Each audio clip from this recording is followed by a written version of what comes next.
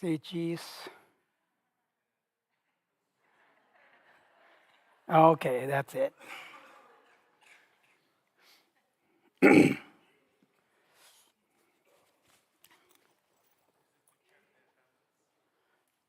I'm sorry.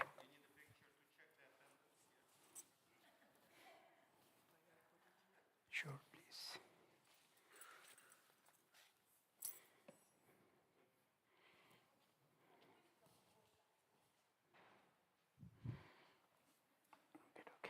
Okay. Oh, Twitchy.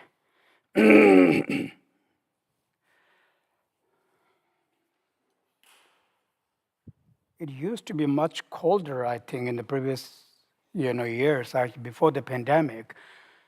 Really, before the pandemic, we would just freeze. Really. And then now it's actually warm, so to speak, compared to that.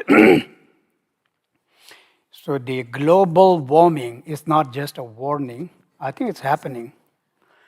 I don't know if that's a good thing or bad thing, but something we can't control. Again, not necessary, huh? Lot of things are not necessary, but we just, say it. Oops.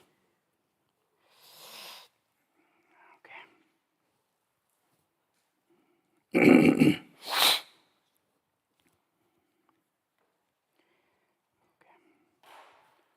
Can you too low?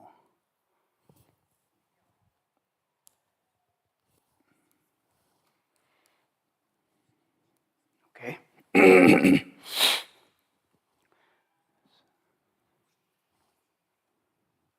This cat, in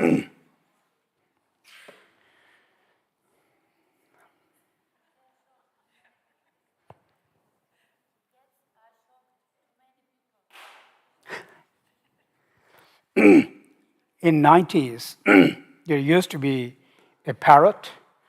We call it Tsering. It would fly into the dining hall. We were all eating. There were many students, 60, 70, full with students. It had all the freedom. We would put food, and then it just flies in, picks up the food, fly away, and then it comes back.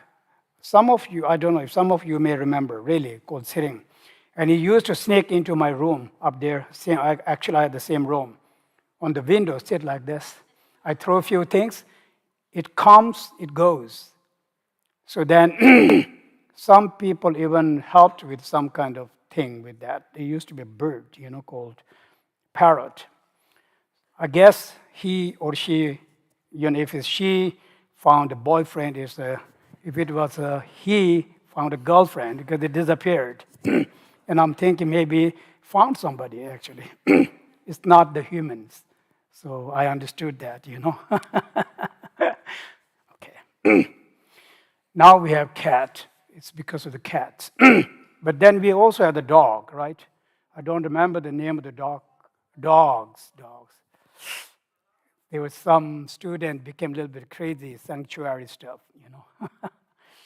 You guys are very kind when it comes to the animals. I'm just saying. No, really. When it comes to the animal, but when it comes to the human, not so much. It's like, you deserve that, like you deserve that. But if I kick a cat, oh my goodness, they will arrest me, like right away. But if I kicked a homeless guy, he deserves that, Just kidding. Different forms of compassion, I'm guessing. All right.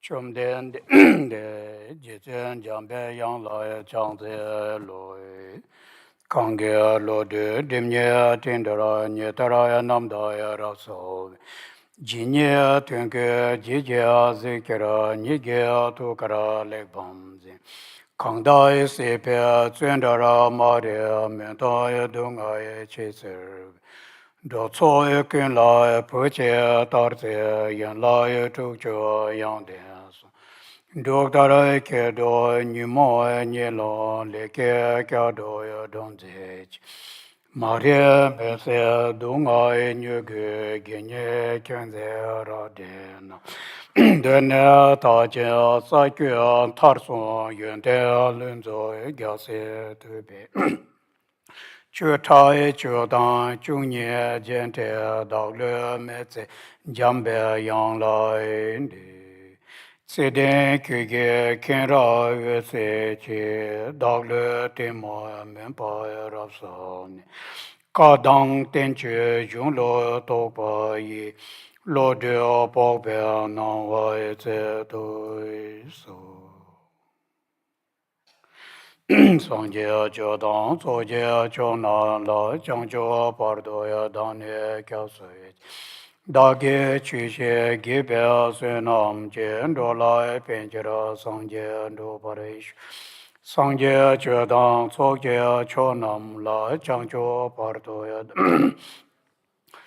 大概去些给表虽南见着来边界上街都不得去，上街就。Sokya chonam la changjo pardoya dane kya sui. Dake chushe gipe sunam chen do la penchara sangye do paraish. Semche tamche dewa tang dewe gyodan dembaraish. Dunga dan dungal ke jodan tawarai churchi. Dungal mebe dewa tamba tan mindal waraish. Nyereng chakdang nyedang chalwe tang nyom chenpo la nepare churoye semchen tamche dewa tang dewe gyo tang denpare churi dungal tang dungal ke gyo tang chaware dungal mepe dewa ya tangpa ya tang mindala ware churi Nyereng chakdang nyedang chalwe tang nyom chenpo la nepare Semchen tamche dewa ya tang dewe gyo tang denpare churchi. Dunga tang dunga ke gyo tang chaware churchi. Dunga la mepe dewa ya tangpa tang mindala ware. Nyereng chak tang nye tang chal tang nyom chenpa la nepare churchi. Let's just sit in meditation for like 10 minutes, if you don't mind.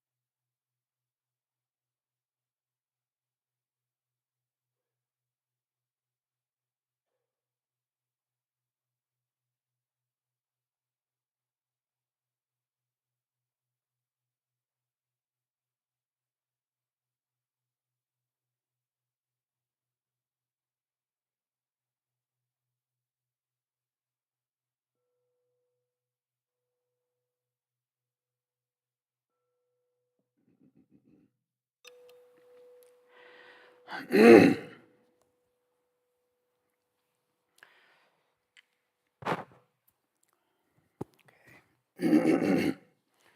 right.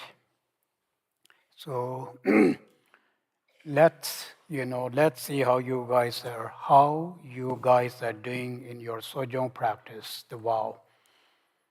Killing, I think it's totally okay. I don't think any one of you want to kill anybody.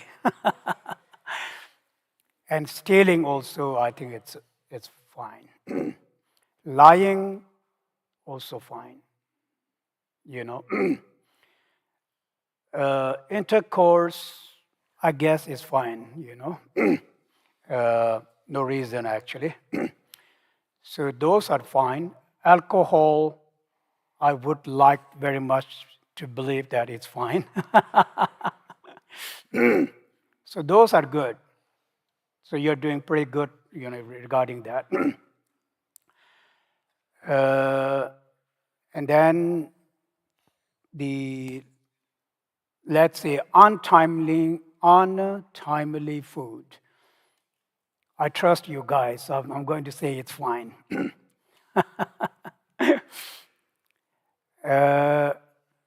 Then, yes, the other things like, high throne, in Kibi you have no choice because the Kibi beds are very low anyways, right? Because it's meant for the monk, so it's also very basic. Everything in Kibi is very basic. You don't have to worry about that. Unless you are in a hotel, very high-end hotel, and I don't think any one of you are there in the very high-end hotel. So the throne part is all good. And then singing, I hope not. Singing, dancing, wearing perfume, wearing jewelry, all that, it's manageable. Actually, they're all manageable. So I'm thinking, you guys are doing pretty good, actually. In a way, the last part, right? Like, for example, untimely food, high throne, high bed. When it says bed, it means actually very fancy, and very expensive, fancy bed. So, and then the singing, dancing, under all of that is more like practice of ascetic, right? It's like principles of the asceticism actually. Those last four of them.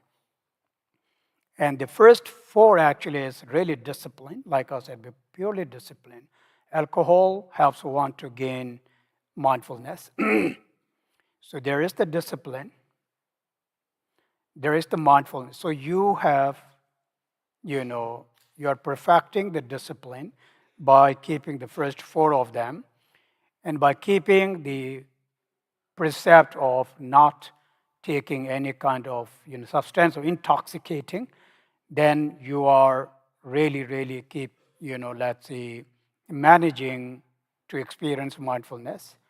And the rest four, which is more like the principles of the austerity, is actually, like I said, when you do that, it is to help one to, be less distracted. More than that, I like what I actually said in the first day, I think. More than that, it's really about, reducing your craving, even just for the, very short duration. Like, for example, you're reducing or you're letting go of your craving for your earrings, for your perfume, for all those stuff, just for the day, you're craving, especially women. I'm not saying it's a bad thing. You guys look very beautiful in that. You should do those things. But in generally, there's nothing negative about that. Please don't think that you can't be beautiful. Who says you cannot be beautiful? You can be beautiful as you can be, and you should be. Otherwise, what's there in the life, actually? No, really.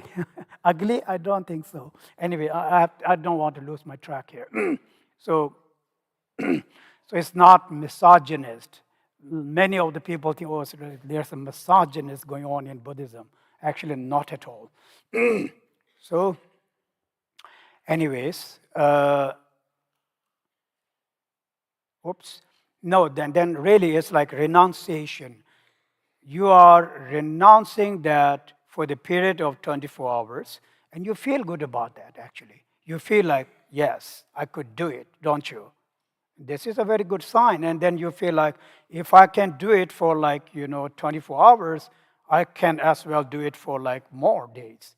And you definitely can do it for more days. And slowly and gradually, you will be able to be without that as well. Not so much craving. And then I think all the shopping malls will close down. Because whenever I go to shopping mall, it's mostly women stuff, correct? There are men, but it's a department, not the shopping mall. It's a department. For women, it's the shopping mall itself. So you can understand that you are the consumer, of most of the product that's produced in the world. Again, coming back to what I'm saying, is really, really, and that's what we need. That's really, it seems like you are doing something which is not a mind training. But in reality, it is very good mind training, correct? For example, by doing that, you are gaining this, let's say, help of reducing your craving, for example, slowly and gradually. You're also developing this ability in you to let go of some kind of this craving and grasping, not in a negative way, but in that. And you will also save your money a lot.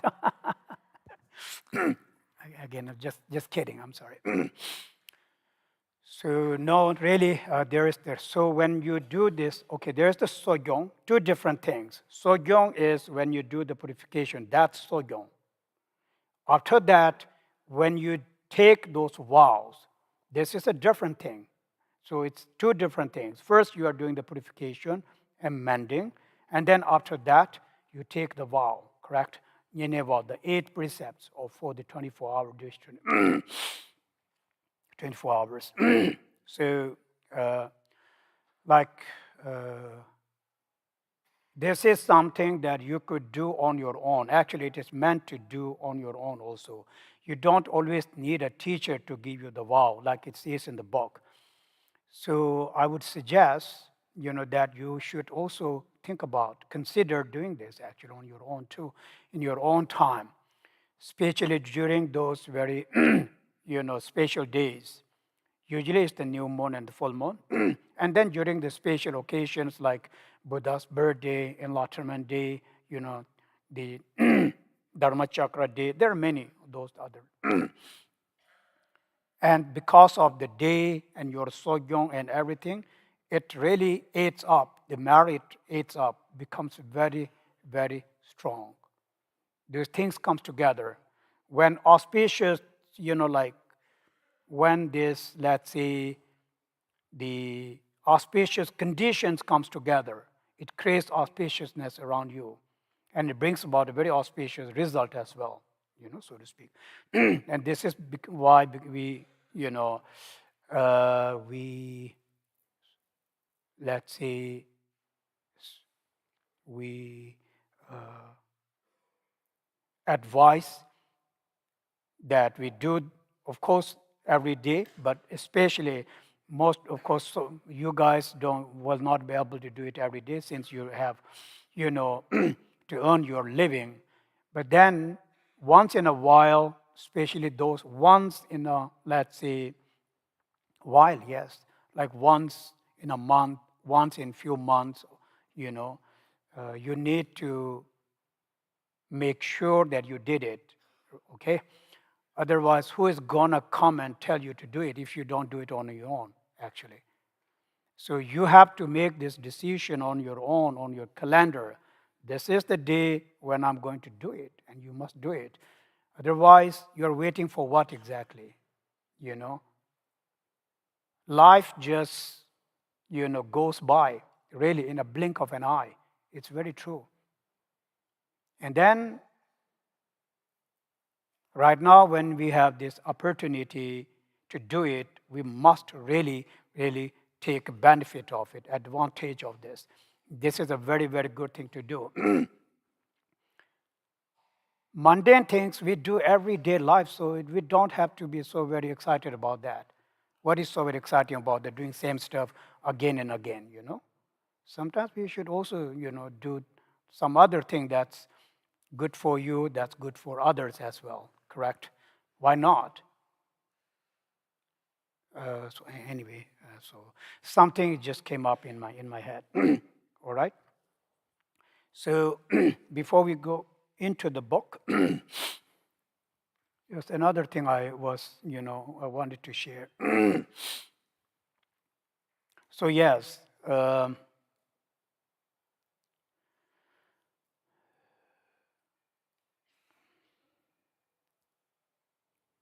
mm,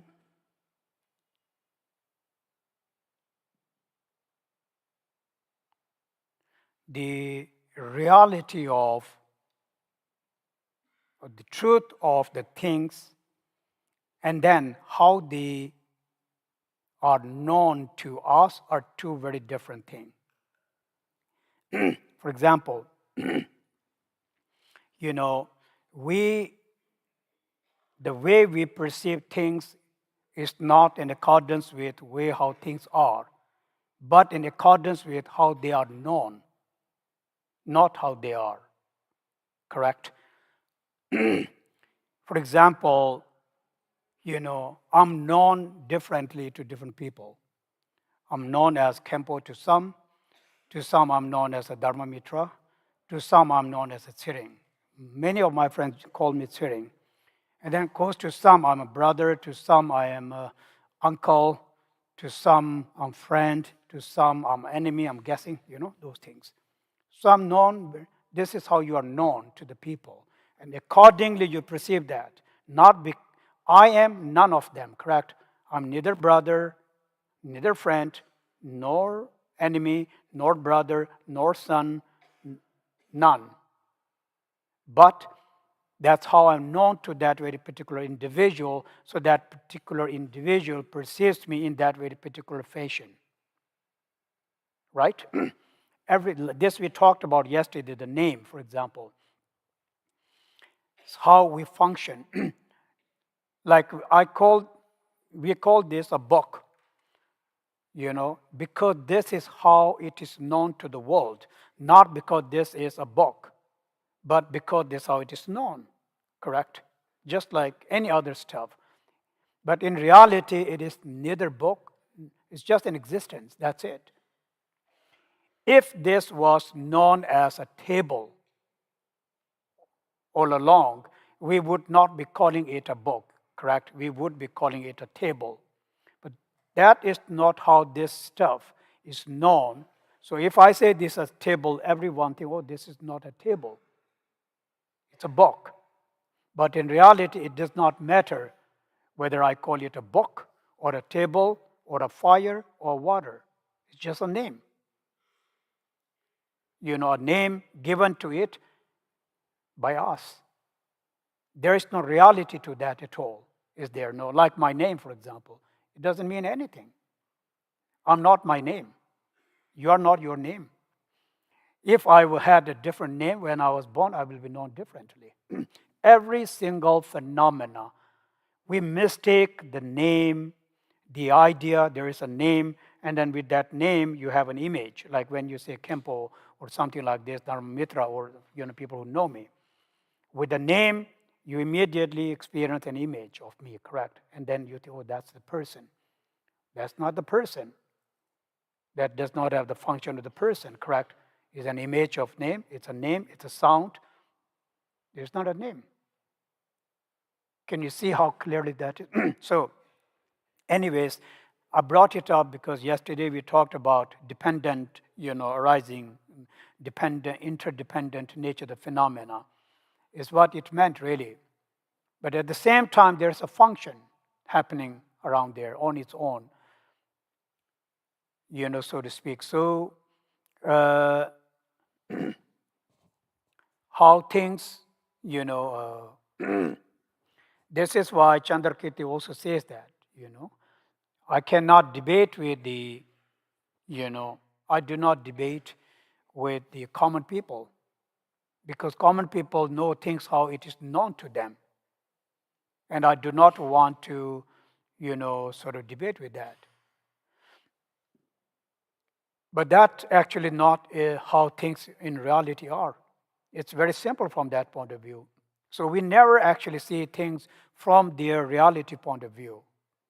We always see things from how they are known, which is actually false.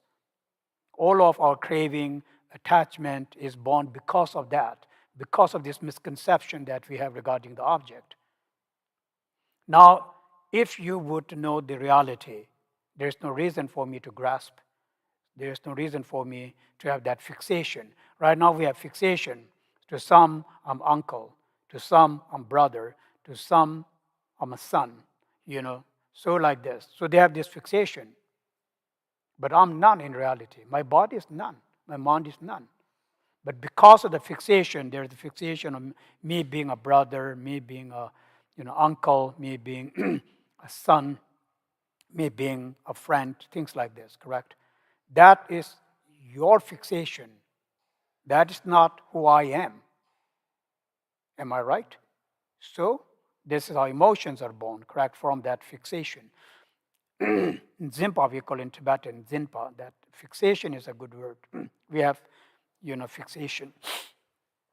Anyway, I'm just saying again what I already said, but I'm repeating this actually in every single day. And I do it because I truly find it so very important, that we must know the truth. We must know the reality. Because this is why Buddha gave the teaching. The teaching of the Buddha is to help us to understand the truth about our existence. What is your being, for example? If somebody would ask you, what's your being? Do you really know what's your being? Your name is not your being. Your body is not your being. Your mind is not your being. So there is no your being. What is your being? It's a fixation. Same as saying me or you or somebody. At all. Analyze, like the Karmapa says, we have lots of names. These things are known. But the wise ones, when they analyze it, so how do I know this? I do know this through learning, reflecting, meditating, especially from reflecting and examining, actually. What's the reality?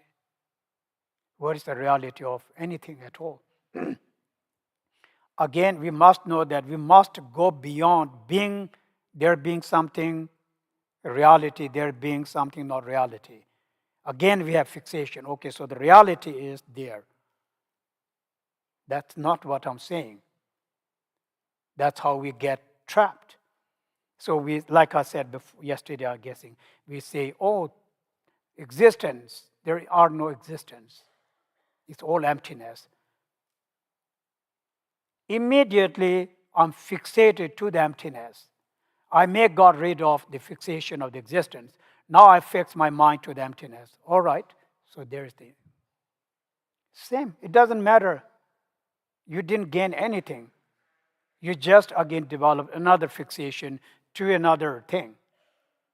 So then how you're going to help? Really. So therefore, the non-dual, we call it non-dual Nyinang Nupa. Dualistic clinging, right? This dualism is because of the clinging. The apprehending mind, the apprehended object, oh, this is the apprehender mind, this is the apprehended object, this is me and these things.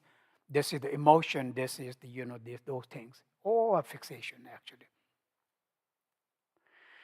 Born out of, misconceptions, born out of ignorance. So, Pragyana Paramita, the teaching of the Buddha, the Pragyana Paramita, the wisdom, is the one that is helping us to cut through that. And this is the whole point. If we are not able to do that, then, we are not really receiving much of a benefit. So yes, this something that I just wanted to share. But now I will, continue with the text. Oops. All right.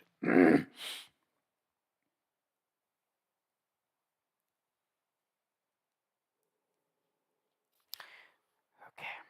So now, right. So root text number, it says 7, so I'm going to stick to that. But anyway, it's the continuation of, the root text. If the substances of those sensory objects are other than consciousness, they could not both be a single entity. A non-manifesting immaterial awareness does not create material substance. Therefore, a relationship where the latter arises from the former could not exist. With this view that the sensory objects are other than consciousness, it will become illogical for sensory objects to appear from a consciousness because they would not have connection. Okay. So it's actually a negation, but it's a very what Kamapa Rangjun Dorje is saying is that first, because we said that here it is said that everything is mind, so then he is now sort of negating the viewpoint of the Sautrantika and the Vaibhashika, especially the Sautrantika viewpoint of the one of the Hinayana school. There are 4 thought of schools in Buddhism called Siddhant. Like I said, Vaibhashika, Sautrantika, Chitramatran, and Madhyamika, correct? So now here Kamapa is speaking from the Mahayana point of view. And then therefore, because in Sautrantika, they do speak of, like for example, this will come up later on, so I'm not going to go into detail. Talk about 3 things: consciousness, object, and faculties. With this, with the association of that, then things are perceived. So they do speak about, the existence of the faculties, which are material. So he actually is denying that here. For example, it's very simple in reality. Anything that mind apprehends, anything that mind perceives, experiences, must be one with the nature of the mind, correct? Something that is not one with the defining characteristics of the mind cannot perceive it. So it's very simple, is what he's saying here. So therefore, he's saying that, for example, table is a material thing, and the I consciousness is immaterial. Therefore, my I consciousness cannot see the physical material thing simply because there is no relation between them. Here, one thing he defines the mind is very good actually. For example, there are many ways of defining that. He says, mind is not a physical object at all. He says, immaterial meaning it's not a physical thing. The second thing is, mind is, is free of obstructions. What that meant is that, for example, as far as my mind is concerned, there's nothing in this world, physical object, that can obstruct my mind from traveling anywhere. Is there? No, actually. But 2 physical things. For example, I can't go past the wall. Why? Because I am a physical thing, and that's a physical thing. So how can I go past that? It obstructs this. This is what it meant. So therefore, there is no, as far as the material objects, the concrete material object and the mind are concerned, they cannot have the relationship of oneness, correct? Simply because they are poles apart. They're completely contradictory in their defining characteristics. Material things cannot experience. For example, table cannot see or apprehend or anything, like my body. So a good example is actually our body. When we die, for example, our body without the mind cannot feel anything. So therefore, it doesn't matter whether you create them, cremate them, burn them, or you just throw them into the water, right? That from that point of view, because there is no consciousness left in that. So as far as our body is concerned, right now our body, it's not our body is feeling, but because we have our, a body has an association with the mind. When that association is broke, or when that comes to an end, when we die, then body, when it's left on its own, when the association is no longer there, it can feel it. So there's something you also know, So this is what he's saying. And then, of course, mind cannot be born from a material thing, so there is no relationship or cause and effect. Mind cannot be produced. For example, a table cannot induce mind, can it? No, not at all. There's no way a table can induce a mind. There are things like this, but there is a debate. We're not going to go detail into that in the schools. There are many, and also very kind of, interesting, fascinating, but not truth, but fascinating, definitely fascinating ideas.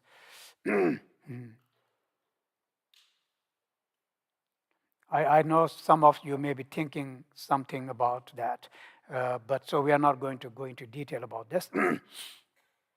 But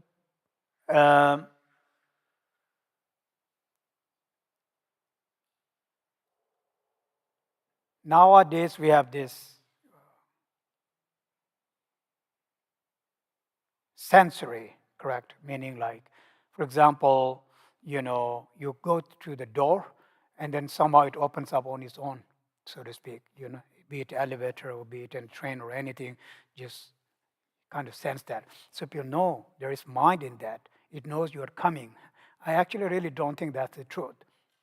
It's the doing of the machine. So there are many questions like this. How come?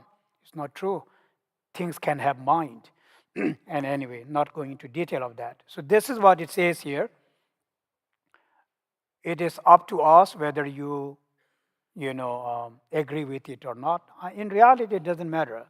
I really don't care if you agree with it or not. I also don't care if I agree with it or not. Reality is a reality which I can't change. I can debate, but it's pointless. What is the point of debating on something that is true? It's actually really pointless, so to speak. So like this. This is what he was saying here. In Buddhism, of course, if people thought that in Buddhism there is no sort of debate, that's not true. There's a lot of debate, there's a lot of analysis, a lot of analysis has gone into this thing. Path to enlightenment is all about analysis. The most profound, the most deep analyzation, I'm guessing, done in the world is actually through meditation. That's why you can see the deepest, inconceivable nature of the phenomena. What is that? Emptiness, for example. It is only through that. There is this, we call that,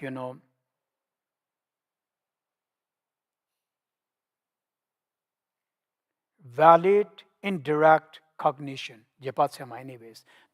It will come to that later on. It's something that you see directly, correct? You see a table, you hear something, it's very direct. So there is no. But then there are other things that are not as direct.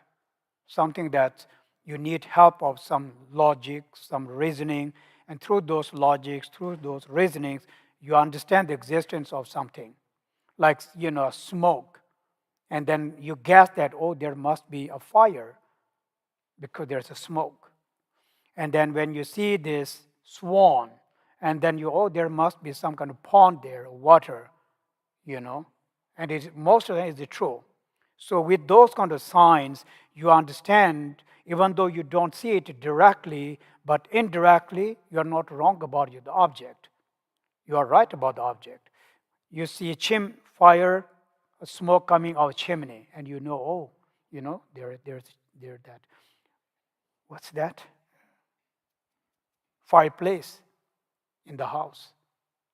Many things like this. So what I'm saying that, do you see it directly? No. Everything is not, most of the thing in our life, we experience them indirectly. So there's a cognition with that too. And then there's something that's even way more hidden. That's actually karma, the law of the karma. The most hidden, the most secret is the law of the karma. Something that we can only know by depending on the wisdom of the omniscient wisdom of the Buddha, so to speak. So we must know there are these different things. Impermanence, how do you realize impermanence? You don't see it directly. We know it by learning, reflecting, meditating, don't we? So that means first, but eventually, then everything becomes direct. You see it nakedly, not, immediately. So when you see it nakedly, directly, that's called realization. But before that, there is a realization, but that realization is inferential. But nonetheless, it's valid. Emptiness is like that. Impermanence is like that. Many of things. I'm just sharing some idea. It may come up later on. Everything is not direct, my friends. Most things are that way. So nonetheless, here, yes, Karmapa. Now, it's not only Karmapa. Again, it's actually very deep. Now you can see that if you had a time, perhaps it's a good idea for you to also learn about what are these four doctrines, school of thought, like what's Vaibhashika's viewpoint, what is Sautrantika's viewpoint. It's not just one thing. We talk about the path, the conduct, the path, the view. It's very, very big, very, very huge. What's like?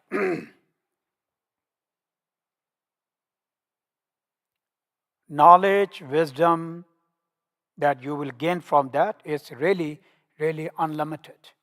It's totally unlimited. Like, this ocean without any bottom, we call it. So deep, so to speak. So those are, and then you find this is how we get to the truth. This is why I'm saying that. It is not to improve your intellectual understanding. The teaching of the Buddha never, ever has been about intellectual at all. Please understand that. It's always been finding out the truth, okay? But with that, you actually find the truth. The truth is revealed that way. So it's not about intellectual at all. But they're necessary, actually, on the path, right? We use our intellectual understanding to examine. When we examine them, they become more and more direct, aren't they? How do they become more direct? By examining. That's how you gain the direct realization, not like right away. They become more and more direct, but it's not yet direct. So like in the higher teaching, we call there is this very nakedly, organically realization of the nature of the mind, luminous nature of the mind. It basically means that's when you see it so very directly. But then you already had that realization earlier on, valid one, really, really valid one. But it was a little bit not so very direct. That's it.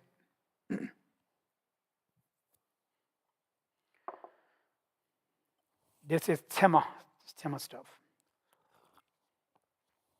Pramana. Anyways, I'm saying these words, it's fancy, but I have to say these words. I sometimes myself don't know what that really meant. I guess I know, I'm saying something, like the mind, but who knows? God knows, I guess. We say, who knows? God knows. But who knows? God knows. Nobody knows, right? So it's all good. We don't have to be so very fixated. Oh, you are Buddhist. You can't say God knows. This is against your vow. I really don't think so. It doesn't mean anything. Who says you are Buddhist and you can't say, oh Christ? You can say that, it doesn't really matter. If it doesn't mean anything to you, it's not because you believe in that. It's just something you say. Oh, okay, not going to that. Anyways, so, but I'm not saying that I say that very often. I don't actually, so to speak. Not because, I'm against anything. I'm not against anything at all from that point of view. But yes, I do have my own path, and I don't want to drift from my path, and I make sure I do not drift with my path. I respect. I also, learn a lot from many other things that I can really benefit. Of course, why not? Who says that there's only Buddhist teaching that you can only benefit from, actually? That's not true. Especially the mundane, worldly knowledge. It's not, I think Buddha teaching is not so very beneficial in that point of view. So the ancient wisdom is very, very beneficial from that point of view. All these ancient wisdoms, that's what we are lacking. I think I'll drift a lot, but yes. Tell your friends, go back home. We need to go back in time, and then really rediscover the ancient wisdom. We have too much of machine stuff, too much of technology. It sounds like I'm against that, no? Not really against that. What we are lacking, your joy, we always call joy, happiness, all that, that is got nothing to do with the technology thing at all. Technology cannot bring you the joy or any other things at all. Yes, it can bring you a lot of stress, I'm guessing, but other than that, not really.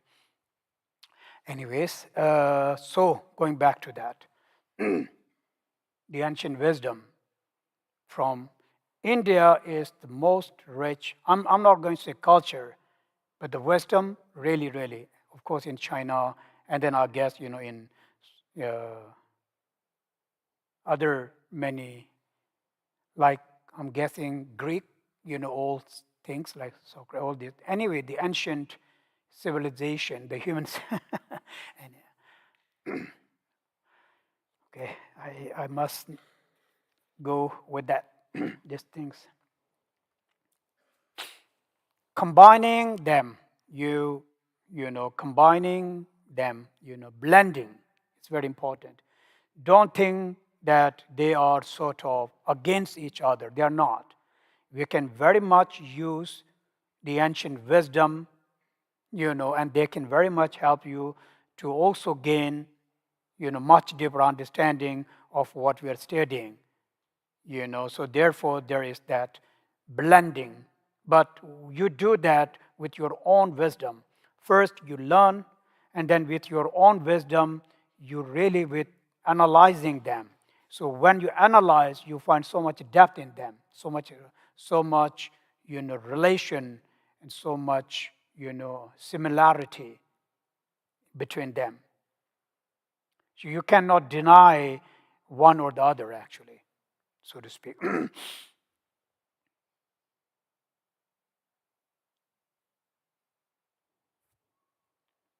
right, 10 o'clock. All right. Yes, in general, when in Buddhism, when we talk about, then we usually talk about relationship of oneness and the relationship of cause and effect. Simply put, this is what he's saying. So he's just saying that what is the relationship of I consciousness and its object, the form. Let's say in this case, this bowl in front of me. What is the relation? Is there a relationship? If there is a relationship, then it must be either the relationship of cause and effect, or it must be the relationship of oneness. So which one is that? Of course, none of them can exist at all.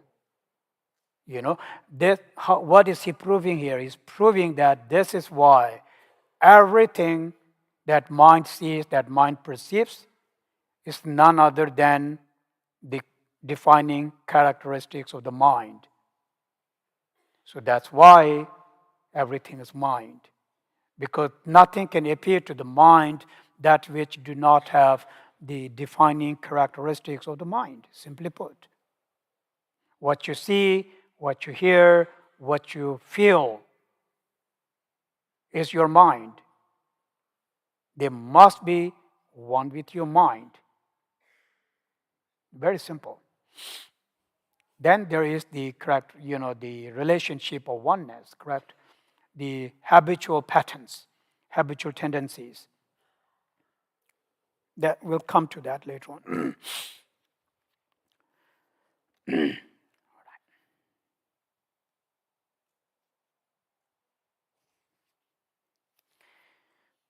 Moving on now. Therefore, all these various appearances do not exist as sensory objects which are other than consciousness. Their arising is like the experience of self-knowledge. All appearances, from indivisible particles to vast forms, are mind. This means that if nothing exists externally and separately, Brahma and the rest could not be created. This again is a very good one. He's simply saying that there is no cause for the samsara, for my existence, other than my own mind. Therefore, there is no such thing as a creator God at all. So here, it's like, again, it's just not trying to establishing, let's say, that the cause for universe and the inhabitants, meaning sentient beings, is none other than our own karma, correct? It's our own karma. What creates karma, what produces karma is our thoughts, correct? It's not our body, actually. Our body creates that through our thoughts. Am I right? Through our thoughts. For example, a dead body cannot perform. A dead body cannot create karma. Why? Because there is no mind. So thought, creates the karma. Let's put it that way. The uninterrupted, mind stream, actually, it's very interesting in this regard. There's this very uninterrupted, mind stream. Therefore, there is this uninterrupted, infinite, more than infinite, let's say, infinite,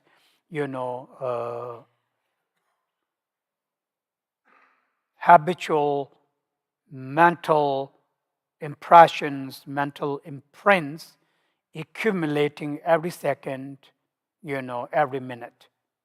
Correct? Those are the responsible for our existence. Right now, what I'm experiencing is continuation of my mind, which means whatever I'm experiencing today is a continuation of yesterday and day before that and day before that. I trace it back all the way to my birth, correct? Of course. Then I'll trace that back to before I was born. That's when I was in mother's womb. And then still I had a mind, I had an experience. Where does that come from? When I was in my mother's womb, I had an experience. Where did that come from? It came from its own continuation of the previous moments. There's not a huge thing standing there, just a moment. That also came from its previous. So this is how we trace back. So when you trace back, then when do you trace? Then you understand that, this actually, that mind, when I was for the very first time conceived, where did that mind come from? That actually came from Bardo, because I was in the Bardo a moment before that. I was in the Bardo. So that is my Bardo mind. Then where did that my whole Bardo experience mind came from? It came from the mind while you were dying, correct? It's very easy. This is how you prove the death, actually. Rebirth. so uninterrupted. Life after life, it seems very long, but it's never long. It's about these two moments of the present. Present is must be connected to the past, correct? Otherwise, present doesn't exist as a present at all. The future is also connected to what? To the present. Correct? It's always present. The past was a present before that. Too much to that. But no, I'm not just playing with this. This is very true. So, like this, I was actually talking about karma. So now you can see that this uninterrupted mind stream of the time immemorial is not one very huge mind stream somewhere out there in the space. It's only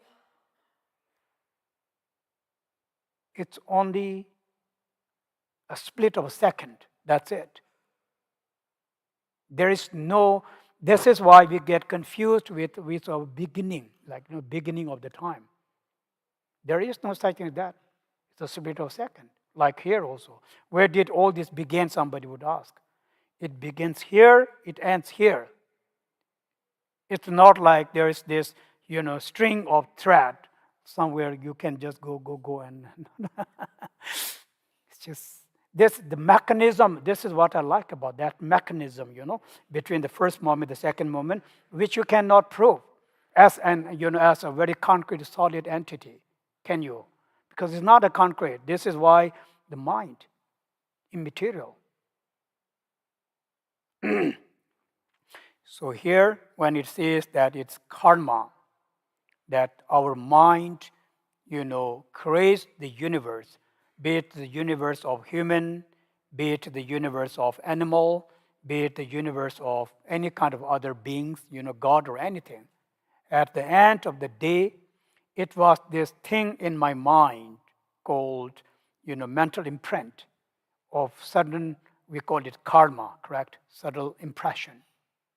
And when that impression meets with some kind of condition, it manifests. And it manifests, there you are. In whichever form you may be, there you are. Just like any seed. So now you can see that what it meant by how mind. We are right now creating our future, aren't we? With our thoughts.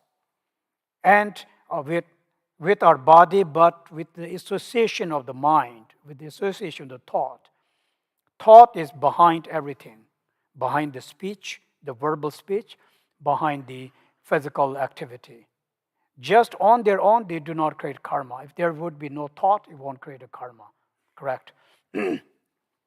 So then this is what it meant, like, that, so there is no, like, external individual, almighty out there who's doing that for me. In 7 points of mind training, there's this line, it says that if anyone is accountable for your existence, if anyone is accountable for your suffering, pain, as well as joy, is you and you alone. When you say it's you and you alone, there are many meanings behind that. It actually means, anything, anyone that is accountable for that is your own ego clinging. It's your own ego clinging. It's your ignorance. And it's your own karma. You cannot at all hold others accountable for what you are at all. These teachings are saying same thing here too. And this is very true. Really, whatever I am, whatever I will be, I am responsible for that. I and I alone am accountable for that, nobody else. So that means, my own actually state of the mind, my own ecosystem, my own thought process. Who else is there? Nobody. It's your thought process? Yes. It's your ecosystem? Yes. So then that's it. You hold them responsible. Them meaning that's you. There's, there's no other you than your thought process. There's no other than you besides your ecosystem. But the ecosystem is the system of the mind, correct? How it operates. I mean, this body, when I die, it'll just become dust, I'm guessing, at one point in time. Like we say, dust to dust is very true, actually. It came from dust and it'll become dust. It's very true. So what continues on is the what he was saying that, one that continues on. So samsara is, I'm sorry, that's samsara. So nirvana is pretty much, interrupting that process. You just interrupt, not just interrupt, you just absolutely cut off that process. The whole process of the ecosystem, the whole process of the thought process, correct? It's called emptiness, actually.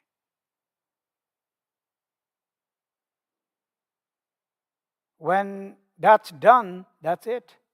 There's nothing more to do, actually. Like we generally we say, no, I need to stop this, and this is true. I need to stop thinking like this.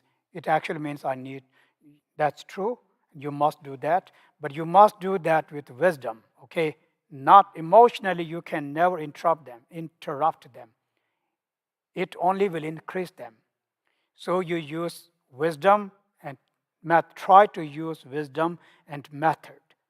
Then you will find a way to interrupt them temporarily. It will be an, very occasional liberation.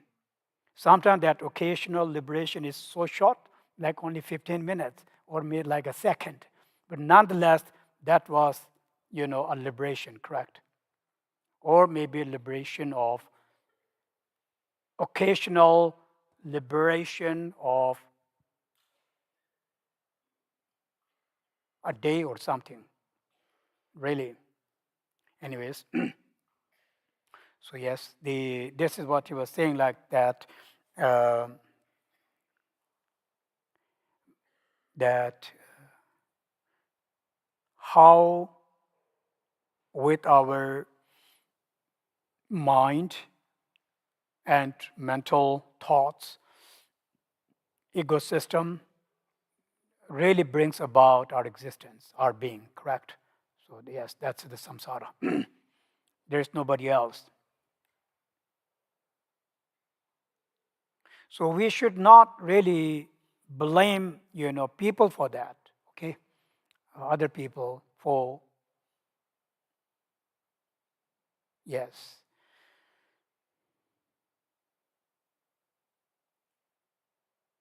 In general, it's my personal, not just, I guess, my personal thinking that, like we say, without karma, not even a leaf will move.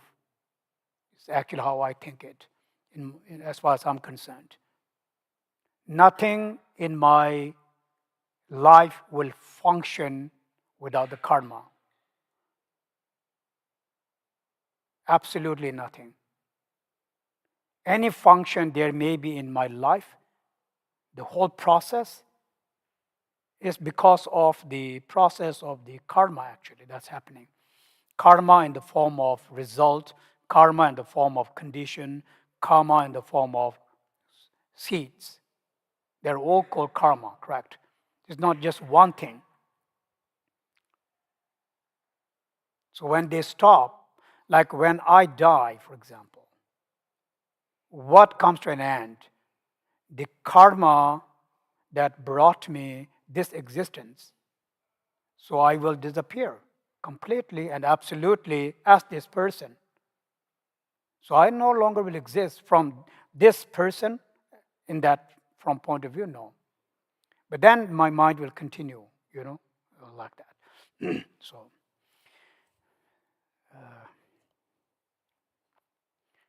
oops.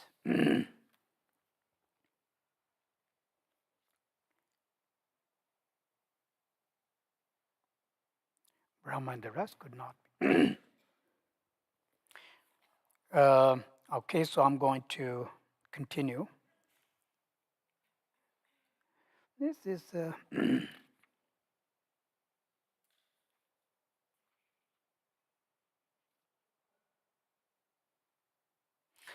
let me check the Tibetan version of this because,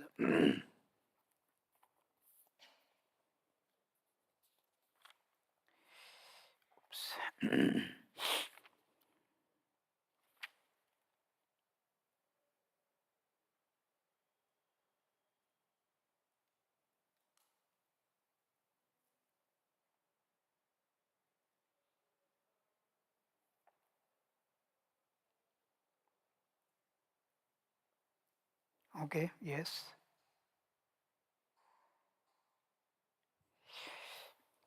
Uh, yes, so here, so Masidas, the yogis, they since they have no concept, so therefore when they teach,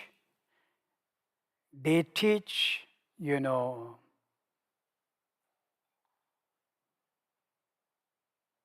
they teach in a very unorderly fashion, so to speak. So anyway, so here, uh, right. So before I go through that, I have to say something in general to, in general. Like I said before, of course, Kama Parangjun Dorji's this teaching on Namshe Yeshe has many sources, and of course it is his own understanding, his own realization too, But nonetheless, there are, and one of the main source for this is the teachings in the Abhidharmas. So here's something I need to, to uh, talk about. It'll become a little bit more clear. uh, in the Abhidharma, there are these terms such as like ayatanas, ayatanas, and dhatus. Ayatana meaning source of perceptions, source of perceptions. When we talk about source of perception, we talk about 12 sources of perceptions. Ayatana, 16 source of perceptions. That's what he's talking about. And then also we talk about dhatus. Dhatu actually meaning elements.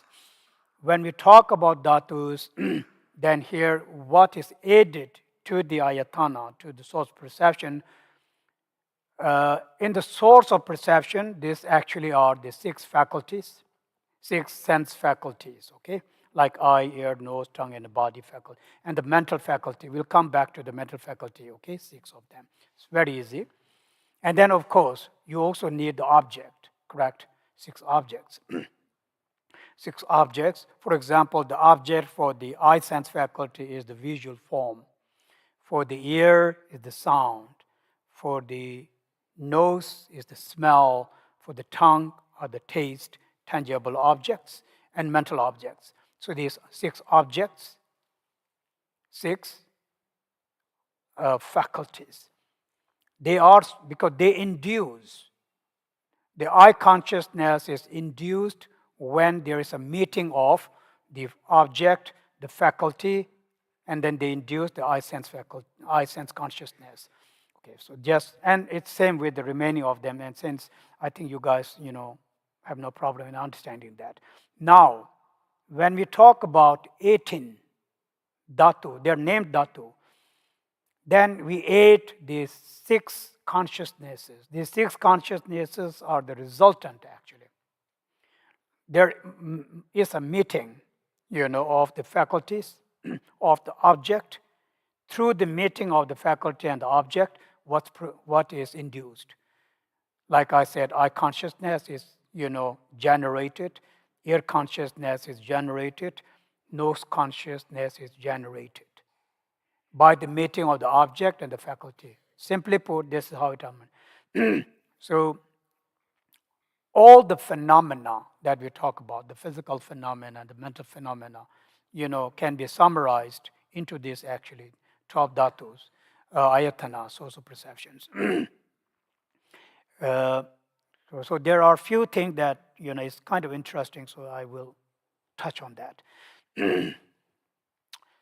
Now, when we when I'm talking about the ayatanas, the source of perceptions, and then the dhatus, the elements, these are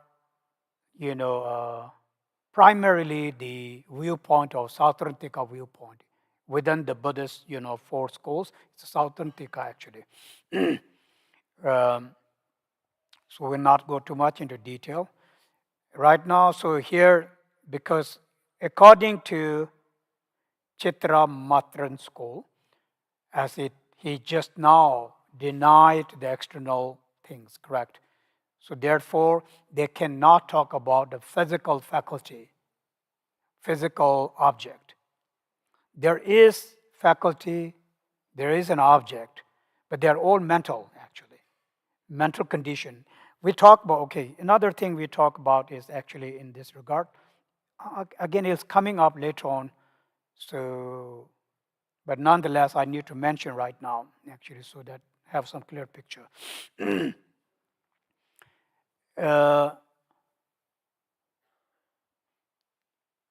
Commonly, there are these, let's say, three conditions through which we experience things. So those conditions, like the condition of apprehending condition meaning the object actually. Then there is the empowering condition. Empowering conditions are the sense powers. And then the third one is what we call as the immediate condition. The immediate condition is the mental, actually, condition. So, and then sometimes additionally causal condition. We call about the causal condition. So some do aid the causal condition, some don't. So it varies, let's say, according to that.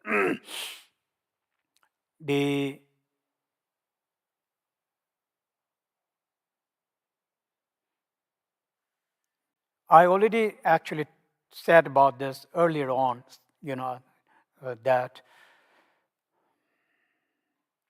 this is how thoughts, emotions, feelings are generated in us, like we had yesterday also, First, we need an object. We need that faculty. The way how things are misperceived, what really we should be able to perceive things as they really are. Would there be no arising of this misconception, actually? When there's the meeting of the object and the mind, they are fine on their own. But then there's this misconception that misinterprets the object. Oh, this is a form. This is this is that. That's called misinterpretation. It's done by that mental faculty. And this how the whole system of the misperception comes around, and then the emotions comes around. Like I said the other day, right? The Sulshin Mayin Pe Yeshe. Okay, this something maybe it's interesting to again touch that point. For the wrong views, for the negative emotions, then it is the wrong misperception, incorrect misperception. Okay? Or we can say incorrect perception. Let's just say incorrect perception, actually. Because of that, then. But then opposite of that is actually correct perception. With correct perception, we accumulate merit. With incorrect perception, that immediate, we create, negative karma, so to speak.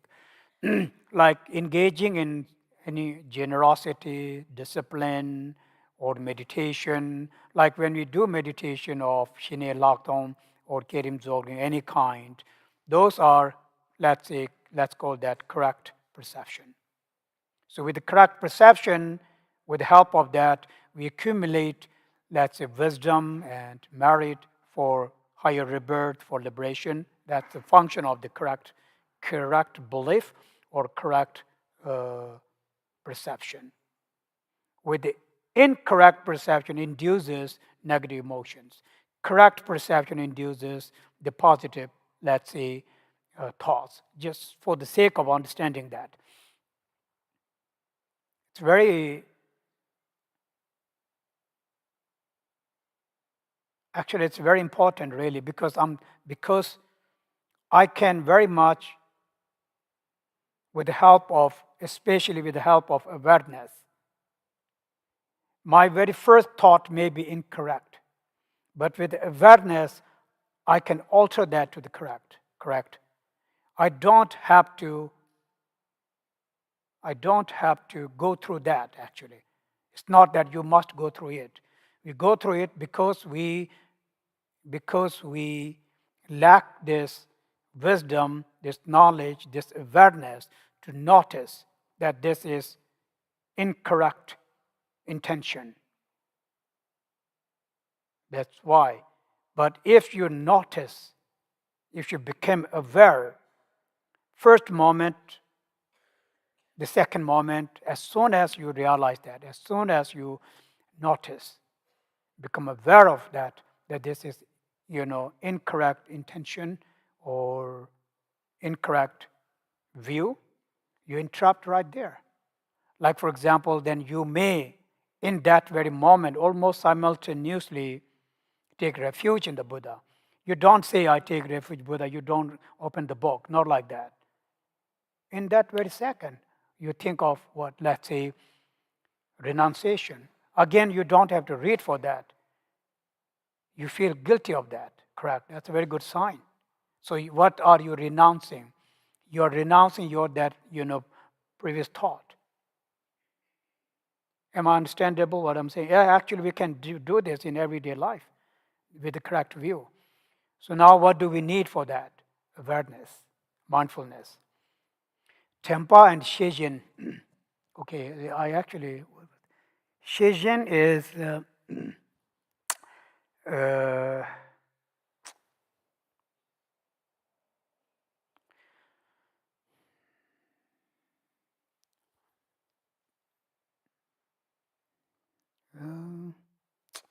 now it slipped my mind actually. It's an awareness, but also it's a recognition, right? It's a recognition of the thoughts. That Shejin is a recognition of the thought, so to speak. One that helps one to really, separate, one that helps one to differentiate, the characteristics of the thoughts, called Shejin. Anyhow, so yes, anyways, here I was talking about, I think it's in Abhidharma Kosha somewhere. It's very vague in my mind. It says, between the object and the faculty, when they meet, okay. In short, for example, all of the direct perceptions, eye, ear, nose, tongue, body, okay, consciousness, they are never mistaken at all, are they? No. Because they don't interpret. What they see is they see things as they are.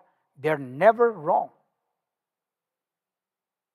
So they are not induced by any kind of concept at all. Eye consciousness cannot induce concept, can it? Cannot. Ear consciousness cannot. This experience that we have, aftermath, seeing something, hearing something, is not induced by the eye consciousness itself, so to speak. But no, we can say yes, but this is not the, it is induced, I'm sorry, but it is not the I consciousness, right? Aftermath, then this thought of, pleasant, unpleasant object, that is the function of the mental consciousness induced by the sense consciousness. Because first you see, when you see it in that moment, there is no judgment. There is no, you see things as this, so there is no craving at all, non conceptualized, 100%ly. In the subsequent moment, in the immediate subsequent, almost simultaneous moment, then you get this feeling. For us to recognize the mental consciousness is on the first moment of the mind is impossible, actually. So therefore, here the connection. He's going to talk about the mental, consciousness. The mental consciousness is, like I said earlier on, also that it's really what is its duration. If someone would to ask, its duration we can say is a second, but second is just a relative term. It's actually not even a split of a second, because it's arising, let's put that way, and it's disappearing is simultaneous. So now you may think that's a contradiction, but that's not a contradiction. This is what impermanence is, correct? The most subtle understanding of the impermanence is that there is no remaining. It's not like it comes, it stays without changing. Impossible. It doesn't happen at all. Right now, in this very moment, our body is decaying every moment, every second, without interruption. When we are born until we die, so-called aging is actually these changes that we experience in our physical form. Just like in our mind, exactly same. It's always, we call decaying, correct?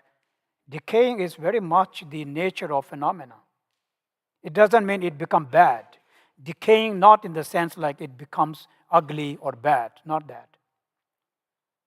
Decaying is good, because if there is no decaying, then how do you how do you improvise? Decaying is improvising. Whatever is there decayed, you must get rid of that. Exactly, correct? But then it is replaced by another one. That also is replaced by another one. Correct? Actually, when you think of that, it's like immune system. Exactly like the immune system. It must always. So decaying is not a very bad thing, actually. It's a change. But that change is necessary in our body, actually. Otherwise, our body will stop functioning completely. And anyway, I'm coming back to that. So here, part of the mental consciousness, where I was saying about, and there is cessation. So here, there are 6. Well, first of all, there are 5, consciousnesses induced through the senses, so sense consciousnesses. And then their association with the mental consciousness. And then there's something called mental factor, which also we are going to touch more in that term. But right now I'm trying to give you an overview of what actually we are saying, so it become more clear.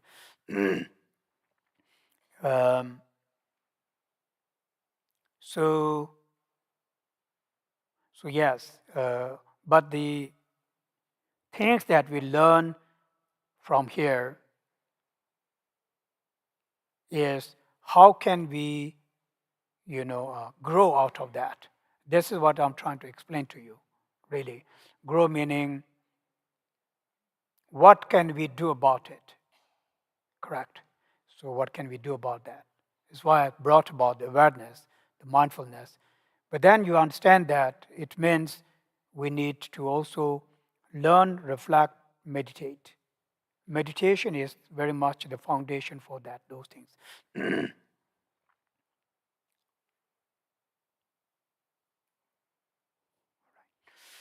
I think that was the base of that.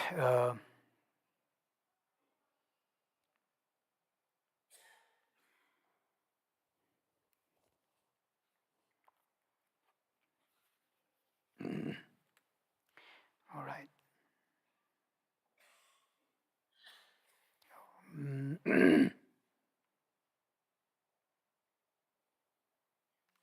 Oh, yeah. So here, the relationship between the mental consciousness and mental phenomena. Or that part, actually, I have to explain. This is really very subtle, to be very honest. It's sometimes too difficult to understand that. So we call Yeshe number Shepa. Those who do not, assert 8 consciousnesses. Commonly, like I said before, the presentation of the 6th consciousness is very common. Okay, it's very common between everything. So, with that regard, then the mental consciousness, the 6th one, the mental consciousness, functions as the ground, as the store for, for the accumulation for all of the, let's say, mental impressions of the activities of the body, speech, and mind. So it means it actually functions as what we call as the ground consciousness. According to this goal, this is the ground consciousness. Another thing about this is that the mental consciousness, like I said before, that I already said that, actually, I'm guessing. Who is self, or what is self? If you give an example, then I would say my mind is self. Okay? Because my body cannot be self. But since we talk about rebirth, then there must be something that actually is born again and again. I've been saying this before, but I'm going to repeat it. So, what is exactly born again and again, or who is born again and again? We usually say, I'm born again and again. So, when you say, I am born again and again, are you referring to your body or are you referring to your mind? The obvious answer is you would say, I'm referring to my mind. I don't think anyone would say that I'm referring to my body, because everybody, it's very obvious that your body, will end, when we die, for example. That's the end of the story of our physical existence. So obviously there is only the mind. Now the question is, when you say mind, which mind? Since you talk about lots of mind, which mind? Is it eye consciousness, ear, nose, or all of them together? Which one? So here, then the answer is, like I said before, the mental consciousness. The mind, the mental consciousness. According to those who believe only a six conscious mental consciousness. It is the ground and it is the result. Just like Ayatana. What that meant is what I am experiencing now is, the manifestation of my mental consciousness, so to speak. At the same time, I'm again, accumulating this limitless impressions of the activities of the body, speech, and mind, correct? So what I'm doing with that? What I'm doing with that is I'm leaving all of those impressions in my mind again. So they become the seed for my future existence. Here he gave the example of dream because it's a little bit easy to understand, dream. Just like in the dream. We know that best example is actually dream, I'm thinking, because it's easy for us to know that, okay, in my dream, there is no physical eye, ear, nose, or tongue, or body, like I said yesterday, perhaps. And yet, to this dream mind, right, to that dream mind, there is, an eye consciousness, there is an ear consciousness, all of that to this dream mind. Are they physical? They're not physical. So they are exactly produced by what? They're produced by, this is your own mental state, not a physical one. So that means mental consciousness functions as each one of them, so to speak. Just like when we are unconscious or any other place. Now, there's another thing here that we talk about. When we talk about object, for example, form, visual form, sound, smell, taste, tangible objects like this, they're easy, they're physical. But then, what is the object of mental consciousness? This actually is very interesting. We already talked about that. Mind cannot see physical object, right? So then what is its object? It's actually very easy. Mental impressions, Pakcha. Mental impressions are the object. So here when it says mental object, it's not a physical object. Just like in the dream, the dream itself is what? Apprehended object. And there is the dream mind.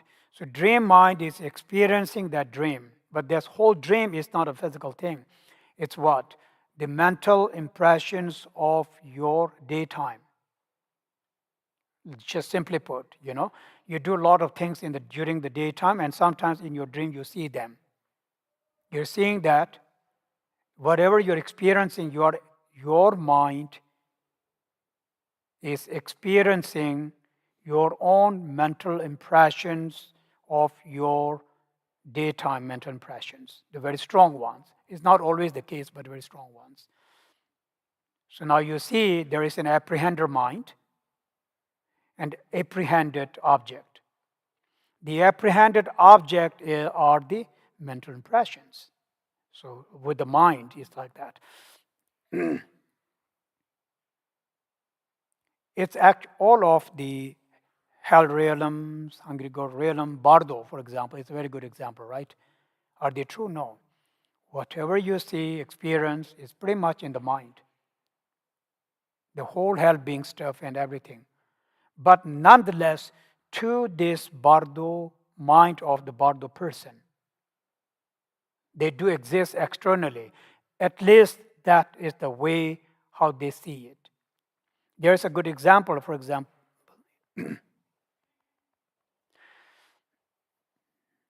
A person is sleeping here, and then he or she is dreaming.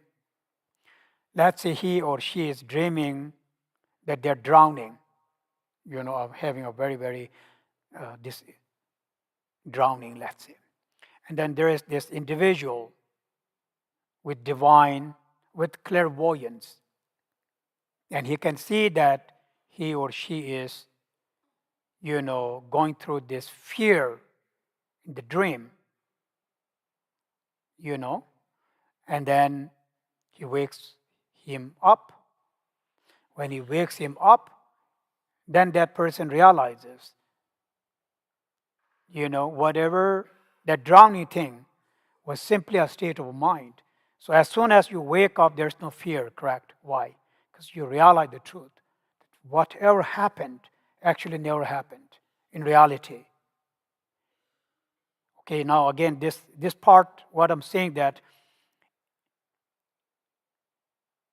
because these are two different minds, to the dream mind, there was a real drowning, and you really, really felt it. I cannot say you did not feel it. It's not true. To the dream mind, the dream state is true. But to this awakened state, then the dream mind is not true. It's only in comparison, right? Okay, this is actually important to know. So now you can see it's actually relative. Now, likewise, my experience of fear, pain, joy, the whole emotion system during my life, it's real to me. But to a bodhisattva, it's not real at all. He can see my mind, read my mind, and he can see that how deluded I am, how confused I am, and it is very true. Just like this individual who saw how confused he or she was in the dream. So the people with higher realization sees that, no? Sees that, fears that. Can you see that it's in, like, for example, Shantideva says that,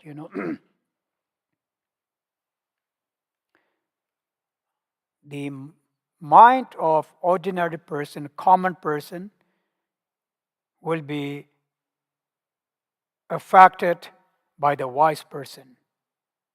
And it is true, The wise person's mind will be affected by wiser person. Let's say common person, Hinayana, let's say Arhat, Sharaka, Arhat, Bodhisattva, Buddha. Former wisdom, is affected by the wisdom of the later, right? Because there's a development, there's this progress in the realization. A completely confused state of the mind is mine. I can pretty much be defeated, pretty much be affected by anyone who is wise, actually. But then that wise person, there's someone who is more learned, more realized, can help him or her. Then there will be someone who is even more learned, more realized. Can you see that? What's the ultimate? Buddhahood. There is no one, because Buddhahood meaning the absolute wisdom. So therefore, there can be no one who can actually defeat that, so to speak. Until that, there always is, something that we can learn. Basically, something we can always learn, something we can always realize. Even the bodhisattvas, correct, they always can learn something. My point again, I guess you understand that, is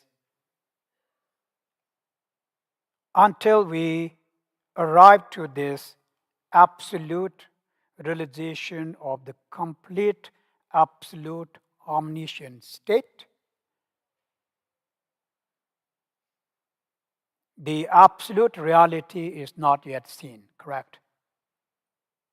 So therefore, whether I am dreaming or whether I am here, in reality, there actually is no difference. Even though we tried, this difference that we make is from a very, very common, mundane, ignorant point of view. Conventional, from a very conventional point of view, correct? From the point of view how it is known to the world, not from the point of view how it is in reality, correct? It's not really like this.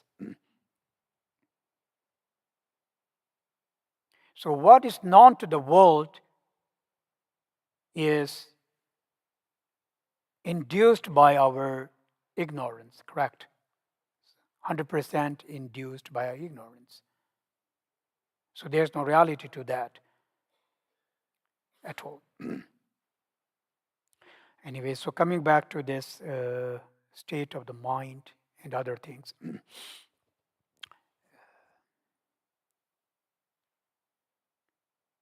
So flexibility, okay?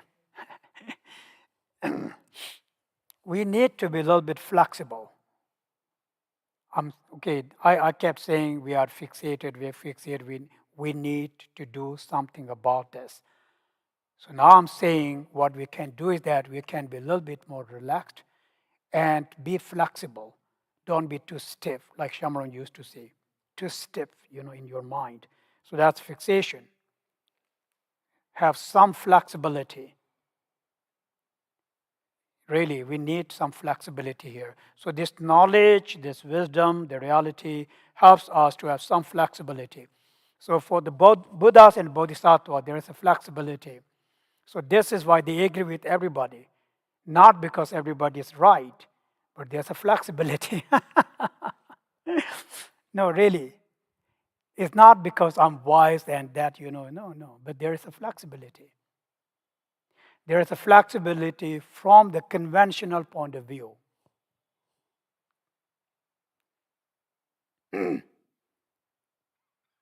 We need to be a little bit. In meditation, we do say that, correct? We become very, what's that? Stiff. We become very rigid, We try to really concentration does not mean you have to close in something like this, This is opposite of what we're supposed to do. So you need a space. You need that flexibility. No, I have to meditate. So I must close in everything. I must shut down everything. Very rigid. Physically, mentally, you become very rigid. And then to the point that you are almost annoyed, to the point that you are feeling angry. So I'm speaking for myself, okay? I'm really, really speaking for myself. I understand that how stupid I am. So sometimes I laugh, I am really a very stupid guy, actually. But that actually doesn't matter. I'm thinking again. It doesn't matter if I'm stupid or not, So here again, coming back to that, flexibility. In Mahamudra, we call it Mahamudra, and things, I don't really like those terms very much, but we call it Mahamudra, stuff like this. It's just a word. Don't get fixated with those steps. So then says like you have to stay in your natural state of the mind. Just let things come and go. This is true. Basically, it means you need to give space to that. Let it be. Like I think I said this yesterday. Again, you have to know when I say let it be. We say let it be, but then we don't let it be by letting it be. Right? So that means we don't know really how to let it be, because we are so fixated. We think I'll just let it be, but in reality, you're controlling it. Very secretly down deep inside, you're controlling it. Like, okay, maybe they will not notice it.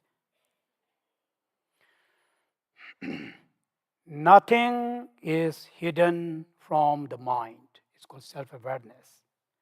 Nothing is hidden from you as far as your emotion is concerned, correct? It's hidden from me, yes. You don't have to hide it from me. It's already hidden. So don't worry. But how can you really hide or keep secret something to yourself? Impossible. To your mind. You can't keep anything secret to this is self-awareness, it says here, no? But we are like childlike, or I'm going to keep it secret. I'm not even going to let myself know that. Naive thing, very naive thing. There's nothing wrong with that. I'm not saying it's some kind of wrong thing to do that. But we are being very naive, like a child. Naiveness is good. Stupidity sometimes is good, actually. You're allowed to be stupid. You're really allowed to be stupid, but not in the wrong sense, right? What is wrong with being stupid, actually? Nothing wrong with the stupid, because everybody is stupid. No, really. We are all very, very stupid people. But that doesn't mean anything bad at all. That's the reality of us. Why get we so tangled up in these things? Stupid wise. Oh, I'm the wise one. You're stupid. You are stupidly wise.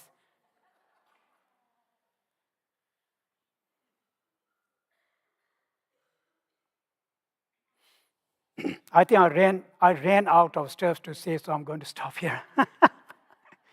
No, actually I need to pee, so I have to stop here. But I'll take a couple of questions. I guess I drank too much water. If anyone would like to, I scared you saying that I need to pee, but I can control. So, but you have to, speed up your question, and I'll speed up my answer.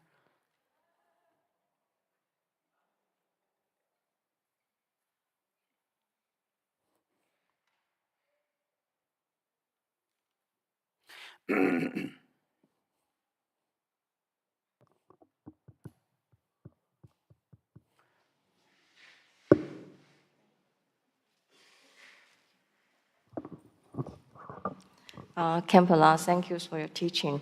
You just saying that, we, everything, we need to cut through our thoughts to stop our karma. When use the wisdom to interruption all these kind of things so we can get a temporary liberation.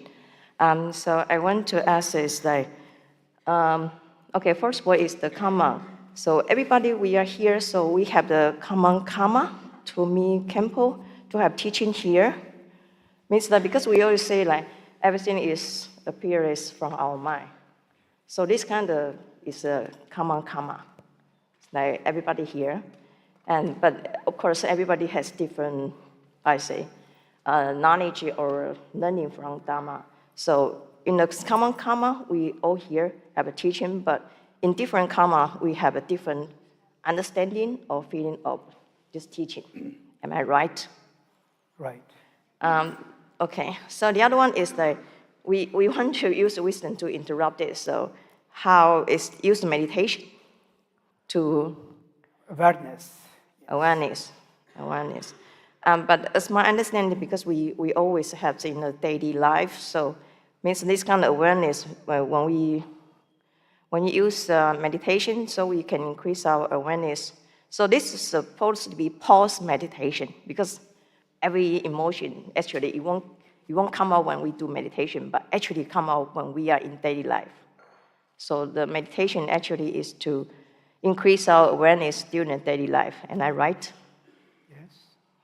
Okay.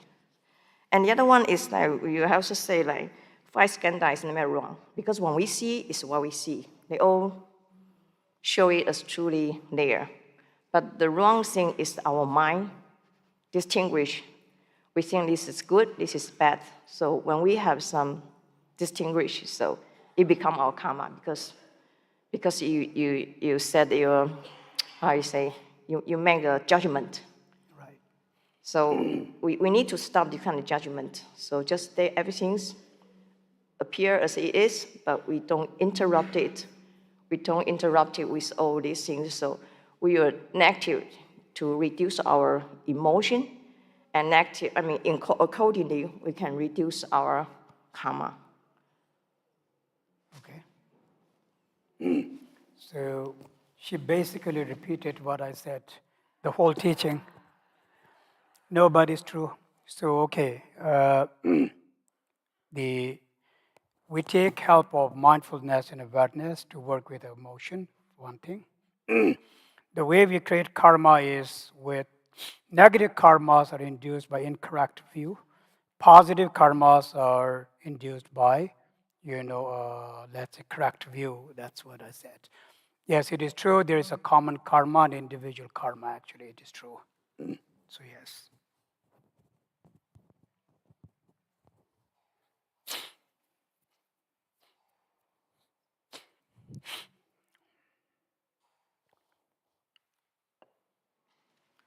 Thank you, Khenpo.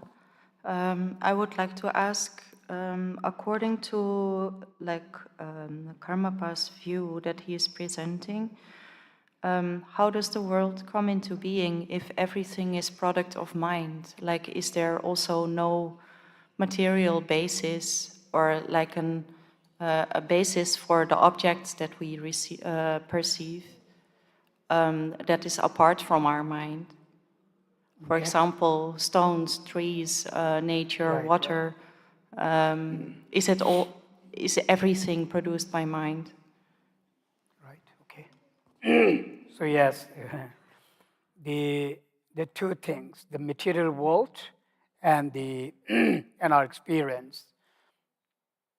Our experience of the material world is because of our mind, actually. Material world cannot induce experience in us, so it's doing of our mind. But as far as material world is concerned, it's actually because of our physical karma. We have this karma, and because of our common karma, we have a common world to experience. The world, is the world there? Yes. What is the world result of? Just like our mind, this world is also a result of our karma. So we're not denying that, actually. So the cause for that is also karma. But like I said,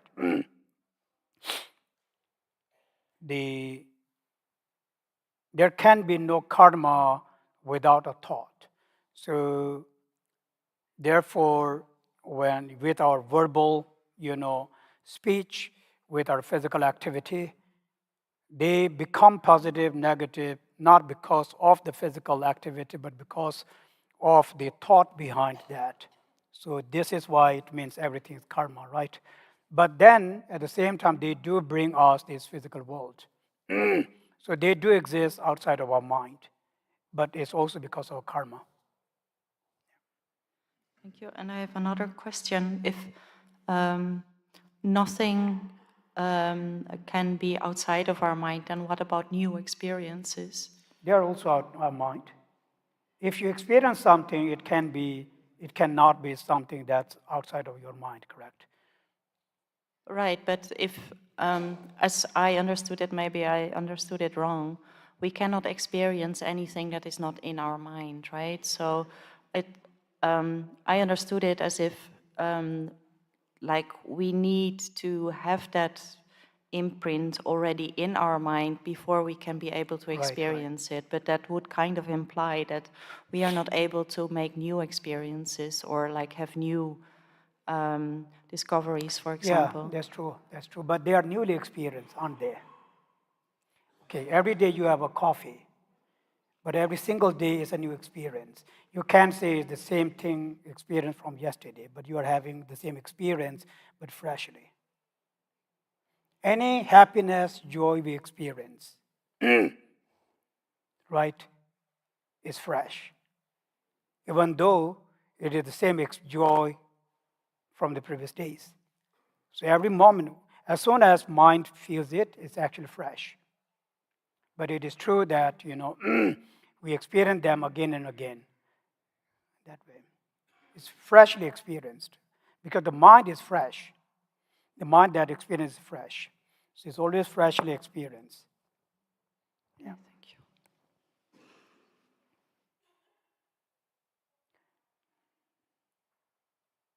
Dear Khenpo Tsering, thank you for your teachings. You were mentioning about waking up from our sleeping state, like somebody can knock you and you wake up and you understand you are sleeping. Momentarily, I understand we are trying to wake up from that state of mind, what we are having now, right now, to get liberated from that.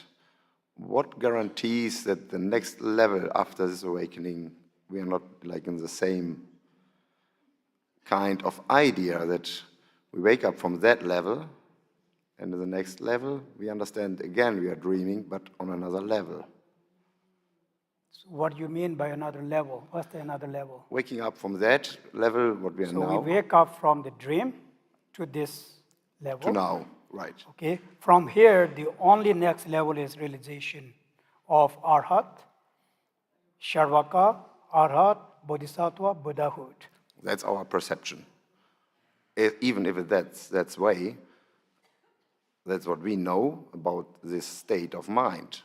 If we reach this state of mind, just we imagine, maybe this is the same possibility that there again, I mean, who guarantees that there is not another way of awakening from there? I mean, like, would it not be logical, the way I perceive it, okay. that it's, yeah, you know what I mean? I don't really know, but I'm thinking I know. It's just a philosophical question, yeah? No, it's actually, as far as the Buddhahood is concerned, it's, that's the absolute because it's emptiness. I don't think there is anything beyond emptiness. I think so, but how can we know that? We cannot know that. We don't know when we sleep, that when we wake up by somebody knocking us, that it's gone, the dream. We keep it for real. Now we keep that for real. This is the method to wake up is our teachings, is exactly our Vajrayana teachings. So we wake up from, we can't imagine that is possible. Of course, maybe there's no answer. Just I would be curious of the possibility answer of you, how to analyze it. Yeah. I think your question basically, in my understanding, is, if there is anything such as an absolute, that's what you're saying. Yes, from the teaching point of view, there is an absolute, and that absolute is called emptiness. Correct? That's all I know. No, seriously, and if there's something beyond that, you please let me know.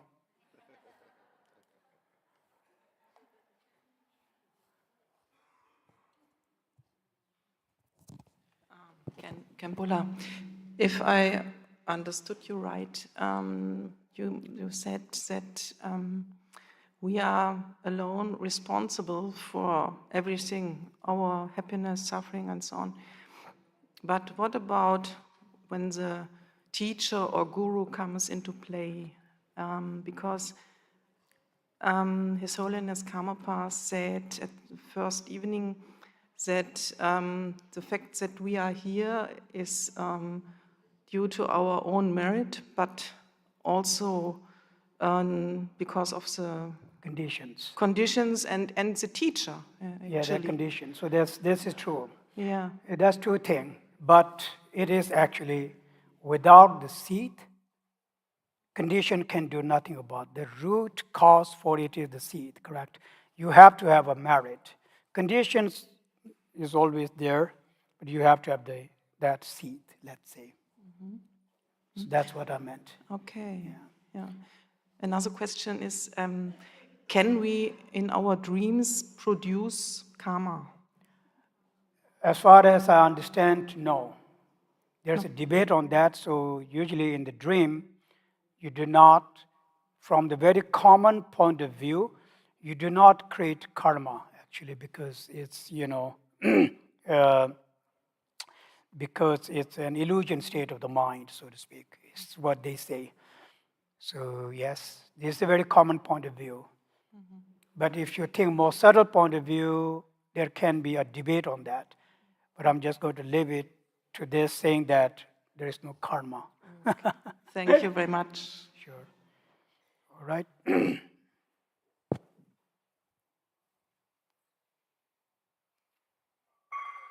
Excuse me for my English. I am not full about your answer about previous girl.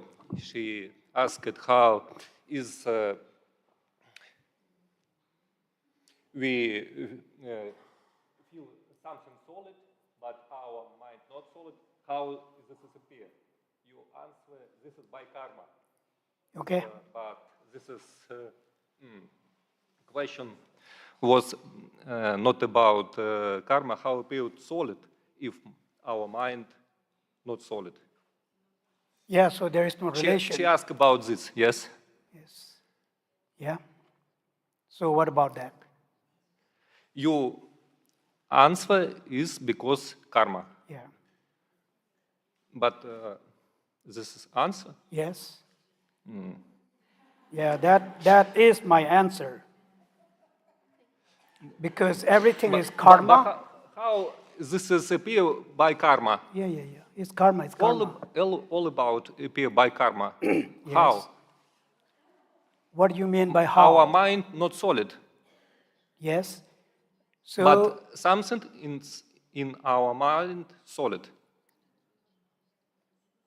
I'm not sure, but generally, if everything is karma, that's also a production of karma.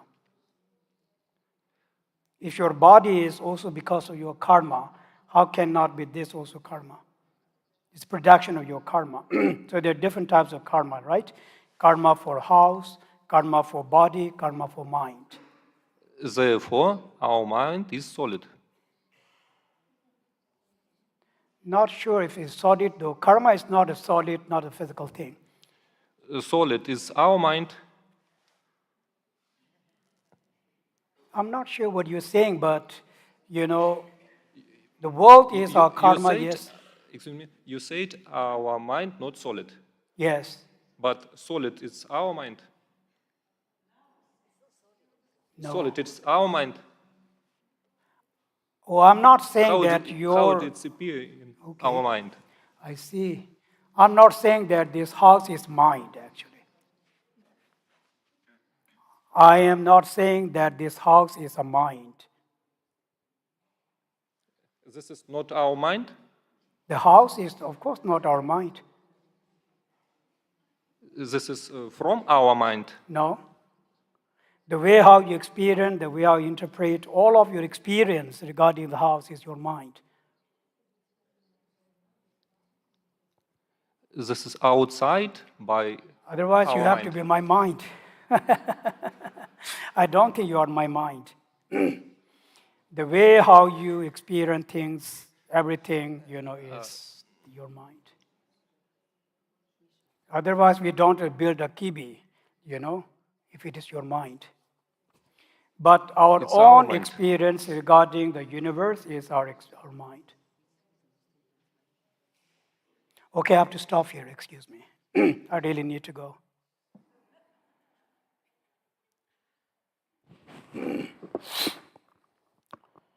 Senam dia tamchi ziba ni tona ni pe dana pamchi. Chega na che balaya tupa ye sib zole ando do re shui. Gewan dia kiwo ke senam yeshe tsozo ni. Senam yeshe le chungwa tamba kunye to bare shui.